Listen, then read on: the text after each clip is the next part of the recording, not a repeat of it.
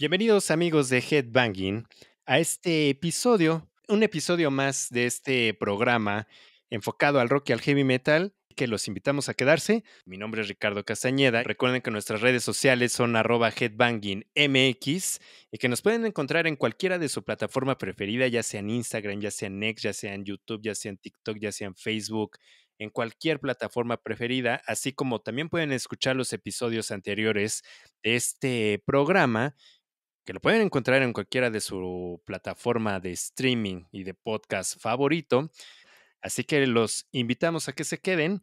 Y en esta ocasión estamos de manteles largos porque hoy tenemos el honor de presentar a un invitado muy, muy especial, Perttu Kivilaakso, el talentoso chelista finlandés de la aclamada banda Apocalyptica, que acaban de lanzar un nuevo sencillo, One, en colaboración una gran colaboración con James Hetfield, creador de esta canción, de guitarrista de Metallica, que forma parte de este próximo álbum, Apocalyptica Plays Metallica Volume 2, y además de este emocionante lanzamiento, platicaremos con él sobre todos los detalles de la gira que tuvieron recientemente en nuestro país, que visitaron bastantes ciudades, sus próximos planes y otros interesantes aspectos que todo fanático de Apocalíptica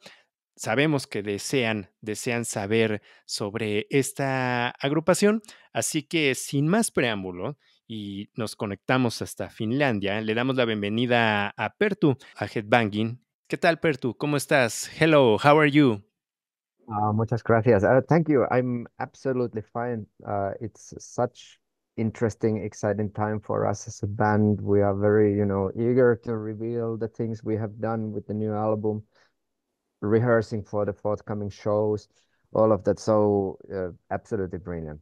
And we Yes. had earlier this year, we had one of the coolest tours ever all over Mexico. We played 15 shows in your country, and we loved it. It's amazing to be actually able to see more or almost whole of Mexico last time, and that was the first time we did such a Yeah. tour. So great memories, great times. Actually, I mentioned that I think you are almost part of Mexico. You perform 15 shows here, as you mentioned before. How do you feel about the Mexican response to you? You have a fantastic fan base here in Mexico City. Yeah, it's truly unique. It's one of a kind, and I might not know the exact answer why, but for whatever reason, Mexican you people, you adapted Apocalyptica, you started to love our music already in a very, very early days. And ever since nearly nearly 30 years soon, uh, we always had a very special place for Mexico in our hearts. We love the people, the energy and everything you enjoy the music in incredible way, and that is very empowering. Yes. Last time I spoke with you at the National Auditorium here in Mexico City. It was in 2016 before your show. You visit Mexico so many times and you perform in various cities. Which city do you remember the most fondly, especially with the Mexican audience? Tell us about your experience here in Mexico. This time you explore so many different places in this tour. What are your best memories of these cities? Firstly, I remember, which was very fascinating and very exciting, was to travel by bus. And we were driving mostly in the mornings from the city to another. And that was something that was totally a new perspective of Mexico, because usually we just flew somewhere and then we are driven to the concert hall, and that's about it. But this time I feel that we got so much deeper into the culture, to get to stop in places to eat and meet different types of people. And also one really, really exciting view, that we were actually in Puebla, I think, and I was watching Popocatépetl Mhm. smoking and erupting basically there, and you could see the smoke bursting, and such powerful strength of nature force of nature, and I had never ever seen actually an active volcano before. So in a way, that was really, really cool thing. And I need to be very, equal for everybody, because every single city, the audience, they are amazing. And every single concert you play, you need to think that this is the greatest moment. This is the moment when this audience, they are there. And that's a very unique moment for those people.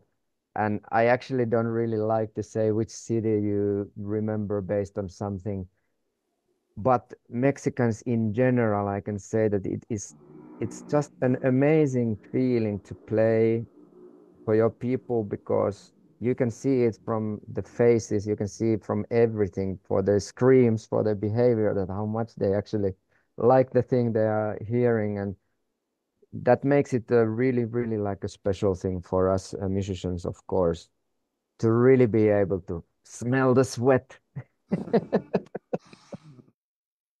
Regarding your upcoming album, you recently released two singles, and this time you're releasing a single with James Hetfield, and this will be part of Plays Metallica.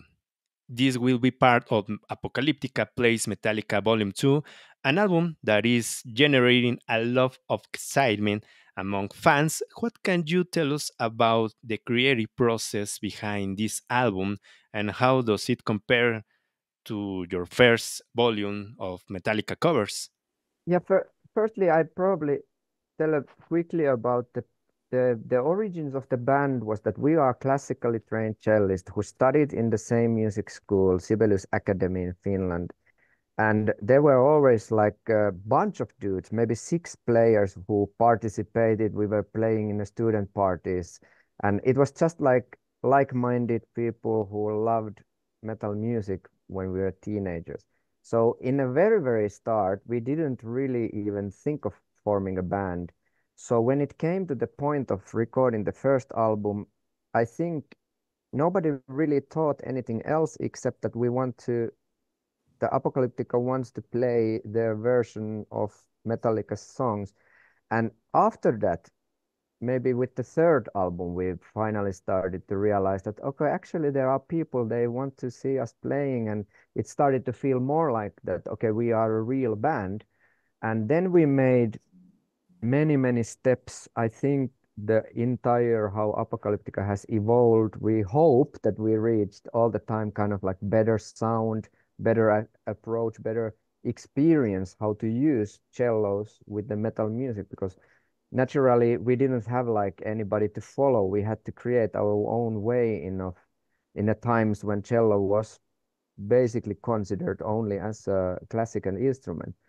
So this album, I feel that we went back to the very, very origins, to the fact that the teenage boys, they loved Metallica music. And we were able to capture that spirit, which started the whole our group. But now, after all these years, we gained a lot of knowledge and experience, and also developed our skills. So I think we were able to, for this volume 2, to establish very strong Apocalyptica own identity that we have found out through our own albums.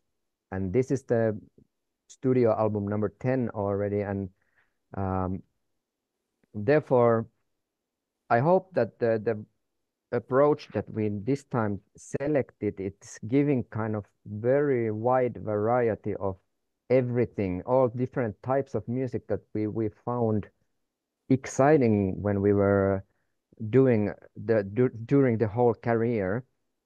And so yeah, I like to explain this album that we are having the same teen spirit, but just with the more mature experience, and already like we are in a veteran age of a rock group. So the fact that you probably learned a lot during all these years.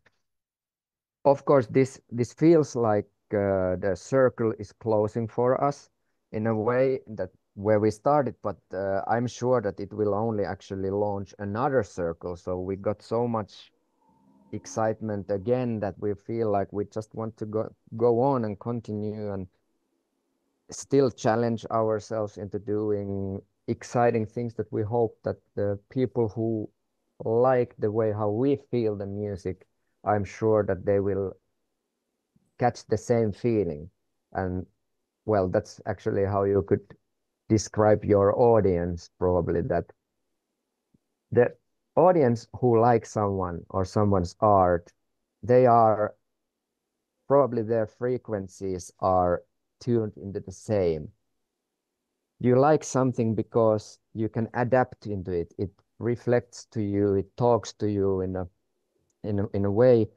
And I am sure that those people who kind of feels the same excitement as my own personal feeling, they will understand everything behind this album and they will be blown away. It's in many ways, it's the most bombastic thing we have done so far. And regarding one that is going to be released tomorrow, of course, it's such an amazing honor for us, incredible thing to have James Hetfield and also Rob Trujillo featuring for us, because it's not a secret. We started because we were fans of Metallica. For us, always, we have liked to say that James Hetfield would be the ultimate person with whom to cooperate. But we never thought or even considered that could be a possibility in a way. We always had a lot of respect and we didn't want to ask about anything. But Metallica has been extremely supportive for us. They basically have loved the work we have done since the very, very early days. And it has been very encouraging the way they have been boosting or sending greetings or something like, yeah, we love what you do, guys. So uh, with this album, I actually had the idea of, because one is one of the most, or maybe the most important song for me personally throughout the whole metal history. And I always saw it as a very cinematic and a strong story and could, imagine the scapes. It's a very movie type of a song already in a Metallica's version. And I wanted to make the most epic soundtrack kind of out of this song. And that's why I had the idea of actually that there would be the soldier who is a narrator telling about the story of one. And in a very early stages of the song creation, I had some amazing actors in my mind, like Mats Mikkelsen, or person with a very strong characteristic, because we could not even think about the possibility of asking James. But the funny thing with that track is that actually we were watching Metallica show in Sweden last year and having lunch with James and introducing the idea that this and this we would do, because we wanted to kind of represent what we have been thinking for the Metallica guys, to get in a way their acceptance once again. We didn't want to just do it. We wanted to be respectful and kind of like, what would they think if we do another this kind of an album? And Lars and everybody, they were like, we have always loved what you do. Go do your thing. It's amazing. And James actually, when he heard about the ideas of one, basically himself was like, but why don't you ask me to do it then? Like, and we, of course, we were just wondering that, oh, okay, sure, of course, that would be the ultimate thing. If you speak your own lyrics, that would be the ultimate thingy for us and for everybody, I think. And so that's how basically those things happened. And then there was Metallica was really busy with their tours and everything. Naturally, we had to be a little bit like even that scared of that. Will he have time for it? And all our recordings had been done already, but then came this mail that James is going to studio in 2 days. And I remember that I collapsed at home, like it felt, I fell to my knees and I had tears in my eyes. It felt like this is amazing. It is such an honor, of course. And then even the other, after he had done his vocal recordings, we were sent the tracks, and I was in my home studio actually editing and putting everything the way I had in my mind how it should be. And that is one of the surreal moments in a career, to have James there, to really hear the most amazing charisma, the wisdom in his tone, and like it's so believable. And it really is like I can't even describe. And I spent probably hundreds and hundreds of hours only tweaking on one, because yeah, for example, from the perspective of that movie cinematic approach, I was able to work with the really, really top tier level Marvel and Skywalker sound dude in LA, who created all the extra like effects and the bombs and the soundscape. And that was also extremely exciting to be able to work with music with that approach, which was of course new for us.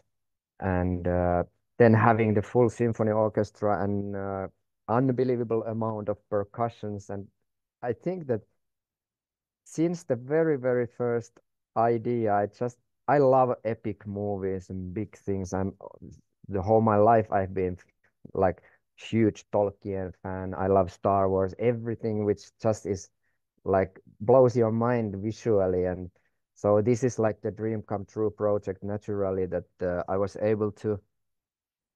Nobody was yeah, there were some moments when I had to really push and even be stubborn, and no, I need it. And really, really cool and crazy thing about the track also was that I wanted to have also additional vocals like monsters and this kind of, or nutskulls, however you could call them. And I was recording them myself then on top of James.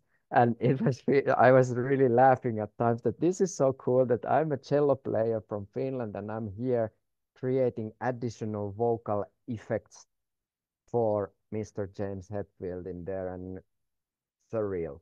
Just very, very, very exciting. And we are proud of the product. And I hope that all our fans and Metallica fans will be moved by it, because I think we really, really put a lot of our heart and soul to that track, to the whole album, naturally.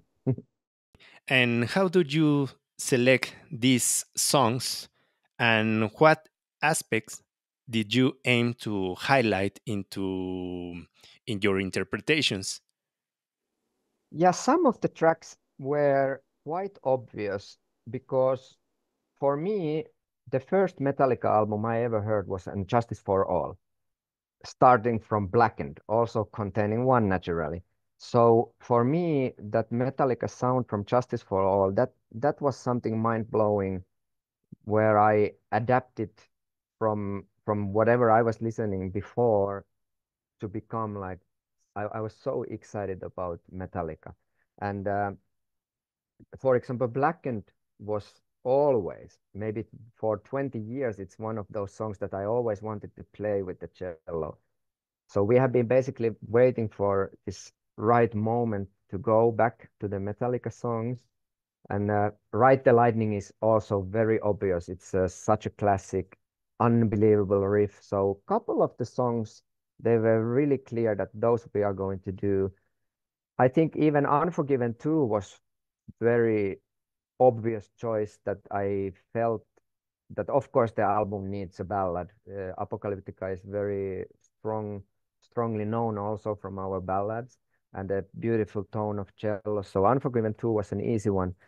But then when it came to the rest of the tracks, we were listening, and I was listening absolutely the whole Metallica back catalog, absolutely everything they ever released, to also collect ideas and kind of figuring out which kind of a song could sound good on our version. Because even if Metallica has a great song performed by themselves, it doesn't necessarily mean that you can make a brilliant cello version out of it, because you are lacking vocals, you are lacking this and this, and we need to build up other kind of excitement in there to replace kind of James's wonderful vocal performance. So these songs, I think we were able to find an exciting approach to make the instrumental songs with other symphonical elements maybe, or other groove. It could be that you have a great riff. I'm pretty amazed and happy also about our version of Saint Anger, for example, where we really, really wanted to do uh, some also newer material from Metallica. Even that song is pretty old already, but like you know what I mean. That not only the 80s stuff. But Saint Anger has a brutally cool riff, and then we were jamming around that theme, and I think that we were kind of able to do honor also for that track. And particularly, I loved how accidentally we found the snare sound out from the cello. And I was just, fooling with all the effects on and clapping my cello. And suddenly it felt like, okay, we even were able to find that tone. And um, still, there is one really, really special moment naturally, and that is Call of Cthulhu, where actually Eikka got this great idea of figuring out that could we get Cliff Burton's original bass track. And Lars was really almost like spiritually honored about that. He was thinking that that would be beautiful, beautiful gesture. But of course, we had to ask the Burton family and everybody like the approval that would they agree on us doing such an like in memoriam honor for one of the greatest, most innovative bass players ever in history. So that was unbelievable to receive the original bass track and listening to that Cliff Burton performance in the studio and starting to build up your own playing on top of that. And at times it felt like having headphones, concentrating in there, hearing him playing. He's been gone already for so many decades, but never forgotten. And I think that for me as a fan, it was spiritual, definitely a spiritual feeling of kind of get to play together with Cliff Burton. And once again, I hope that that will be a track where real, true Metallica fans will kind of feel that same, almost like sacred feel. And we wanted to really have moments on that song where the bass is, taking all the space to really give him respect the best we can. So, yeah. Speaking of the album recording process, what challenges did you face in reinterpreting these iconic Metallica songs, and how did you create it?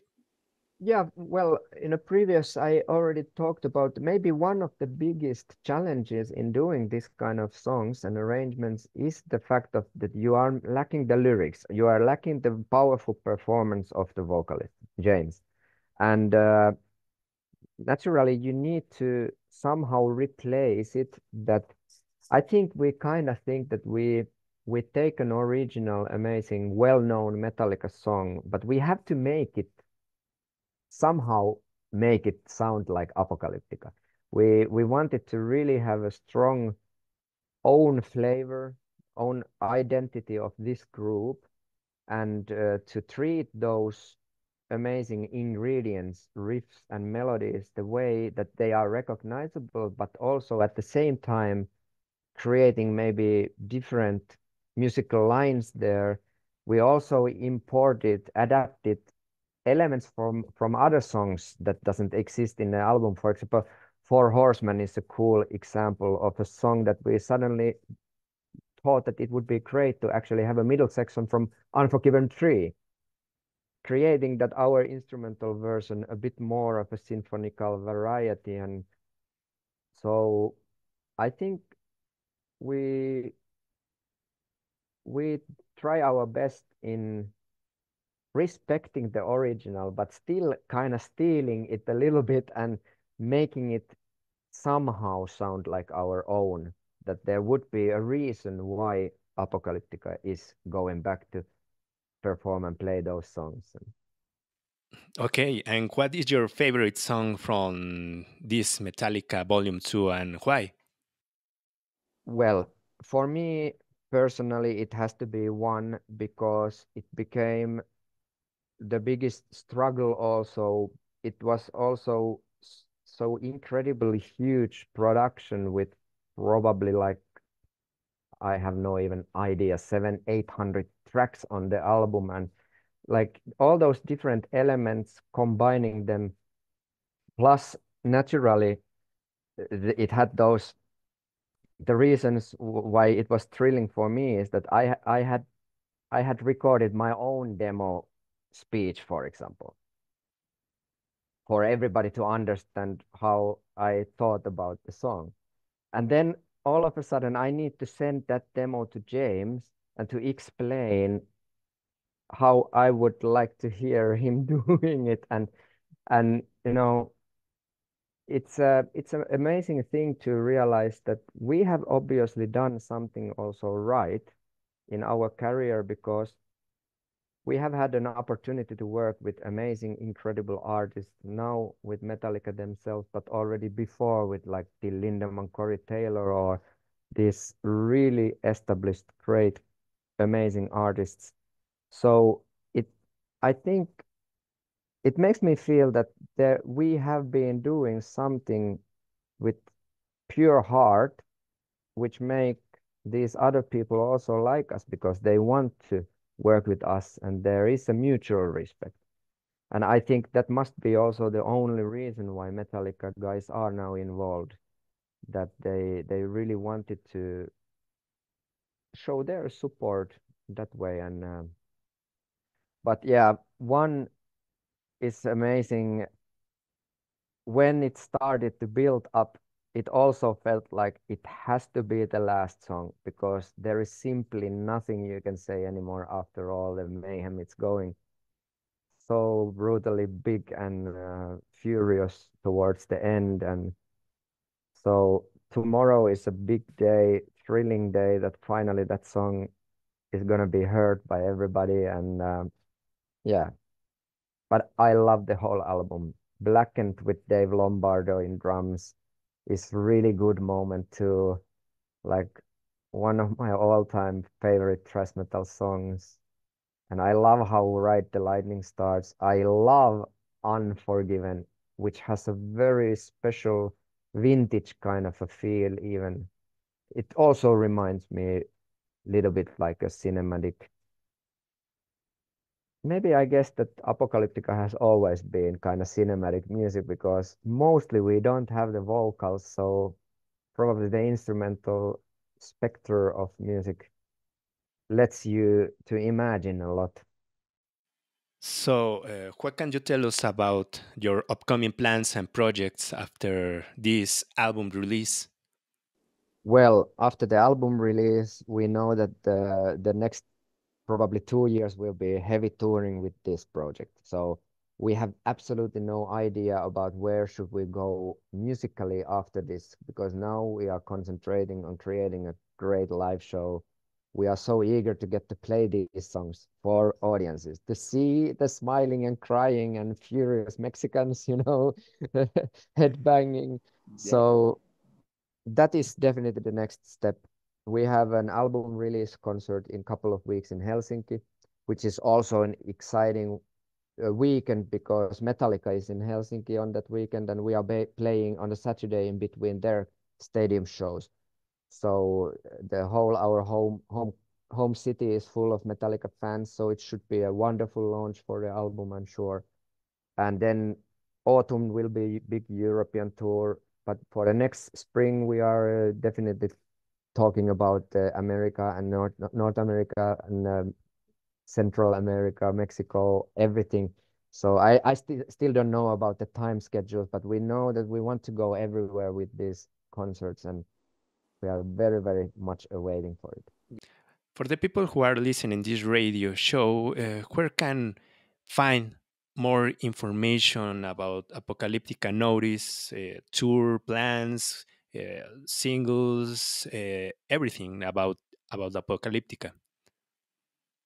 Well, our homepage, apocalyptica.com, is probably the one where you find all the shows, upcoming news and stuff like that. But we are pretty active also in the Instagram, Apocalyptica Official, and we even have a Patreon where I think they put some more deeper insights from the studio and all of those things that I have no clue about.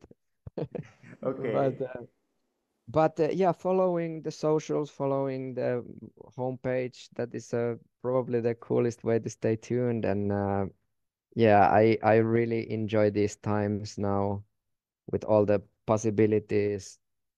And I'm very happy that this project, this album for Apocalyptica, it also renewed my own little kid inside, the kind of the boy who was a fan of Metallica in already in the late 80s and throughout the whole youth, and it is it is fascinating how music can reach you still in a later age, and you still feel pretty much the same as when you were maybe 30 years ago. And it's amazing, yeah. And finally, yeah, a message do you want to send to your Mexican fans, especially those who are eagerly anticipating to hearing your new album, this new album, and see you live?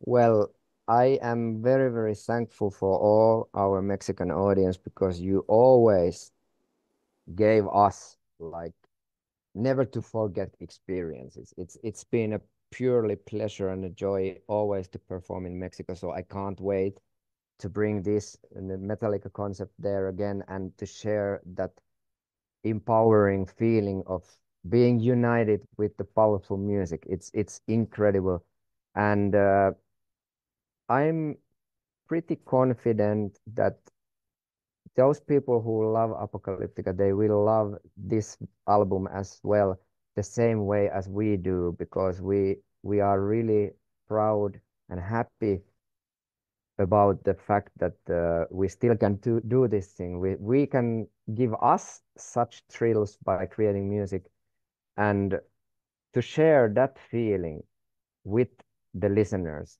It is really a unique moment, unique feeling, and that's why I'm probably not gonna sleep at all next night because I'm gonna be too so emotionally excited about the fact that now we get to play this song and these songs to the world and hearing the response, of course, and the feedback. And I am waiting for the next year to the next possibility to once again enjoy life and music with our Mexican friends. So, Okay, we are waiting for that. We are very excited for this, all these plans. Thank you very much, Pertu, for your time, and please present this for this radio program for all your Mexican and all your fans over the world here in Headbanging MX. hola, this is Perttu from Apocalyptica, your favorite cello metal band, and I'm here with Rick in Headbanging MX.